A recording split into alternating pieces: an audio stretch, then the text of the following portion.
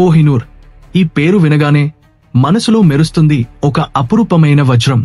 ప్రపంచంలోనే అత్యంత ప్రసిద్ధి చెందిన, అత్యంత వివాదాస్పదమైన ఈ వజ్రానికి ఒక సుదీర్ఘమైన, రక్తంతో కూడిన చరిత్ర ఉంది. క్రీస్తు పూర్వం 4వ శతాబ్దం నాటి వాణిజ్య రికార్డులను బట్టి చూస్తే వజ్రాలు మొట్టమొదట భారతదేశంలోనే కనుగొనబడ్డాయని తెలుస్తుంది. అప్పట్లో సిల్క్ రూట్ ద్వారా భారతీయ వజ్రాలు ఇతర దేశాలకు చేరేవని నమ్ముతారు. కాలక్రమేణా వజ్రాలు అమూల్యమైన రత్నాలుగా తమ స్థానాన్ని పదిలం చేసుకున్నాయి.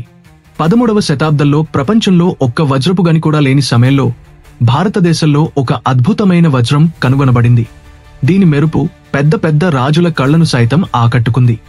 ఈ వజ్రం ఎంత ప్రత్యేకమైనది, ఎంత విలువైనది అనేది అప్పట్లో ఎవరికీ తెలీదు. కాని కాలంతో పాటు దీని ప్రజాదరణ పెరుగుతూ వచ్చింది. దానితో పాటు రాజుల మధ్య దీనిని సొంతం చేసుకోవాలనే పోటీ కూడా పెరిగింది. ఈరోజు మన కథ కోహినూర్ గురించి.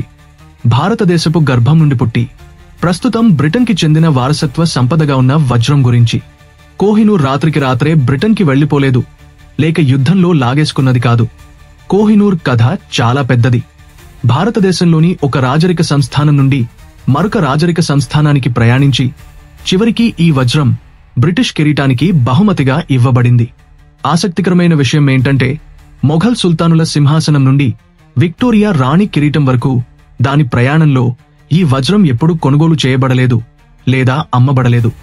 బహుశా అందుకే ఈ వజ్రం ఈ నాటికి అమూల్యమైనదిగా పరిగణించబడుతుంది. కోహినూర్కి దానికంటూ ఒక కథ ఉంది. దాని మెరుపులో ఎంతో మంది రక్తముంది.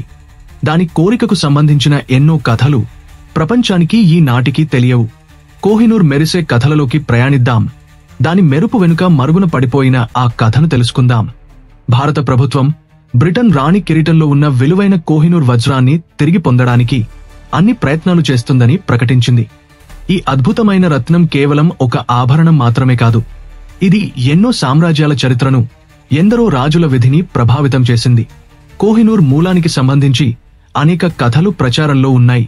ఒక కథ ప్రకారం ఈ వజ్రాన్ని సుమారు 5000 సంవత్సరాల క్రితం జాంబవంతుడు శ్రీకృష్ణుడికి ఇచ్చాడని చెబుతారు. మహాభారత కాలంలో ఈ వజ్రాన్ని శమంతకమణి అని పిలిచేవారు. కాని దీని గురించి కథ ఇక్కడితో ఆగదు. కోహినూర్ను మహాభారత కాలం నాటిది అని చెబుతుండగా ఈ వజ్రం 3200 సంవత్సరాల క్రితం కృష్ణానదీ తీరంలో కొల్లూరులో లభ్యమైందని కూడా అంటారు. ఏది ఏమైనా ఈ వజ్రం యొక్క మూలం గురించి ఇప్పటివరకు ఖచ్చితమైన మరియు ప్రామాణికమైన సమాచారం సేకరించబడలేదు. కోహినూర్ కనుగొనబడినప్పుడు ప్రపంచంలోనే అతిపెద్ద వజ్రం. దాని మొత్తం బరువు సుమారు 793 క్యారెట్లు. తరువాత ఈ వజ్రాన్ని చాలా సార్లు సానబట్టారు. దానివల్ల దాని బరువు 105 క్యారెట్లకు తగ్గింది.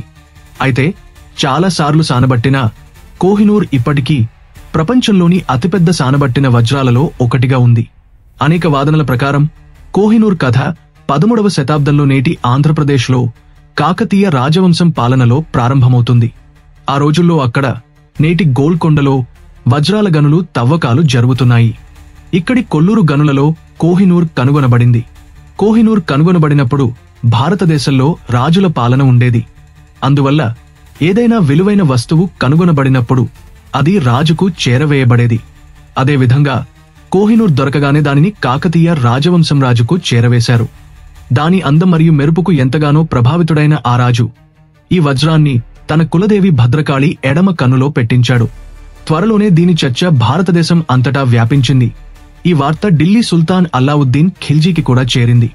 ఆ రోజుల్లో ఖిల్జీ తన సామ్రాజ్యాన్ని విస్తరించాలనే పెద్ద కలలు కనేవాడు. భారతదేశంలోని దక్షిణ ప్రాంతంలో కూడా తన రాజ్యాన్ని విస్తరించాలనుకున్నాడు. కొన్ని నెలల తరువాత మాలిక్ కాఫూర్ ఆధ్వర్యంలో ఖిల్జీ సైన్యం కాకతీయ రాజవంశంపై దాడి చేసి కోహినూర్ను దోచుకుంది. దీని తరువాత కోహినూర్ అల్లావుద్దీన్ ఖిల్జీ వద్దకు చేరింది. ఢిల్లీ సుల్తానేట్లో ఒక భాగమైంది. ఆ తరువాత ఖిల్జీలను ఓడించి తుగ్లక్లు ఢిల్లీ సుల్తానేట్ను స్వాధీనం చేసుకున్నారు. అప్పటికే కోహినూర్ ఎంతో ప్రాచుర్యం పొందింది. ఏ రాజు మరొకరిని ఓడించినా ఓడిపోయిన రాజు నుండి కోహినూర్ను తీసుకునేవాడు. ఈ విధంగా కోహినూర్ ఖిల్జీల నుండి తుగ్లక్లకు చేరింది. తుగ్లక్లకు చేరిన తరువాత కోహినూర్ ఫిరోజ్ షా తుగ్లక్ వద్దకు వచ్చింది. ఆ తరువాత తుగ్లక్ల నుండి కోహినూర్ మాల్వా రాజు హోషంగ్ షా చేతుల్లోకి వచ్చింది. తరువాత హోషంగ్ షా తన పొరుగు రాజ్యం గ్వాలియర్ను గెలవాలనుకున్నాడు. ఆ సమయంలో గ్వాలియర్ను తోమర్ రాజు రాజా సింగ్ పాలిస్తున్నాడు. హోషంగ్ షా అవకాశం చూసి గ్వాలియర్ పై దాడి చేశాడు. కానీ రాజా సింగ్ చేతిలో దారుణంగా ఓడిపోయాడు. తన ప్రాణాలను రక్షించుకోవడానికి హోషంగ్ షా కోహినూర్తో సహా తన మొత్తం ఆస్తిని రాజా సింగ్ కు అప్పగించాడు. ఈ సంఘటన బాబర్ నామాలో కూడా ప్రస్తావించబడింది. ఇది ఈ వజ్రం యొక్క మొదటి డాక్యుమెంటేషన్. రాజా సింగ్ నుండి ఈ వజ్రం చివరి తోమర్ పాలకుడు రాజా విక్రమాదిత్యుడి వద్దకు చేరుకుంది. ఆ సమయంలో ఢిల్లీ సుల్తానేట్ పాలన ఇబ్రహీం లోధి చేతిలోకి వచ్చింది. ఇబ్రహీం లోధి కూడా కోహినూర్ గురించి చాలా విన్నాడు. కాబట్టి తన సామ్రాజ్యాన్ని విస్తరించడానికి మరియు ఈ వజ్రాన్ని పొందడానికి గ్వాలియర్ పై దాడి చేశాడు. ఈ యుద్ధంలో రాజా విక్రమాదిత్య ఓడిపోయాడు. ఓటమి తరువాత రాజా విక్రమాదిత్య కోహినూర్తో సహా తన మొత్తం ఆస్తిని ఇబ్రహీం లోధి యొక్క ఆగ్రా కోటలో ఉంచవలసి వచ్చింది. కాని ఇబ్రహీం లోధి యొక్క ఈ విజయం ఆనందం ఎక్కువ రోజులు నిలవలేదు. కేవలం 1 సంవత్సరం తరువాత అతను తన అధికారం మరియు కోహినూర్ రెండింటినీ బాబర్ చేతిలో కోల్పోవలసి వచ్చింది. నిజానికి ఆ సమయంలో ఢిల్లీని పాలించాలనే కలలతో బాబర్ 1519 నుండి భారతదేశంపై చాలా సార్లు దాడి చేశాడు. కాని ప్రతిసారి ఓడిపోయి తిరిగి వెళ్లవలసి వచ్చింది. 1526లో బాబర్ మళ్లీ భారతదేశంపై దాడి చేశాడు. ఈసారి అతని యుద్ధం ఇబ్రహీం లోధితో పానిపట్లో జరిగింది. చాలా రోజులు జరిగిన ఈ భీకర యుద్ధంలో ఇబ్రహీం లోధి మరణించాడు. ఈ విధంగా కోహినూర్ బాబర్ స్వాధీనంలోకి వచ్చింది. కోహినూర్తో ప్రభావితుడే బాబర్ తన ఆటోబయోగ్రఫీ అయిన బాబర్ నామాలో దీని గురించి చాలా చర్చించాడు. కోహినూర్ను ప్రశంసిస్తూ ఈ వజ్రం ఎంత విలువైనదంటే దీని ధరతో మొత్తం ప్రపంచానికి ఒకరోజు ఆహారం అందించవచ్చని రాశాడు. అయితే బాబర్ నామాలో ఈ వజ్రం పేరును ఎక్కడా కోహినూర్ అని పేర్కొనలేదు. దీనివల్ల అప్పటికీ ఈ వజ్రం పేరు కోహినూర్ కాదని స్పష్టమవుతుంది. బాబర్ తరువాత హుమాయూన్ మొఘల్ రాజవంశం యొక్క తదుపరి రాజు అయ్యాడు. అధికారంతో పాటు కోహినూర్ కూడా అతని వద్దకు వచ్చింది. అధికారం పొందిన కొన్ని సంవత్సరాల తరువాతే హుమాయూన్ సామ్రాజ్యం విచ్ఛిన్నం కావడం ప్రారంభించింది. అతని చిన్న సోదరులే అతనికి వ్యతిరేకంగా తిరుగుబాటు చేశారు.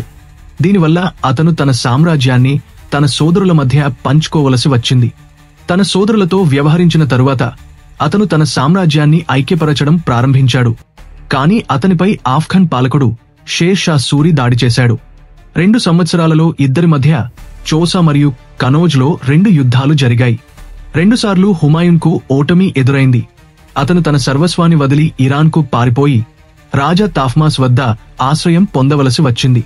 తాఫ్మాస్ చాలా సంవత్సరాలు అతనిని తన సంరక్షణలో ఉంచుకున్నాడు. వారి ఈ ప్రవర్తనతో సంతోషించి హుమాయూన్ కోహినూర్ను వారికి బహుమతిగా ఇచ్చాడు. ఈ విధంగా కోహినూర్ మొదటిసారి భారతదేశం నుండి బయటపడి ఇరాన్ చేరుకుంది. కోహినూర్ గురించి మిగిలిన చరిత్ర తదుపరి వీడియో పార్ట్ 2లో తెలుసుకుందాం.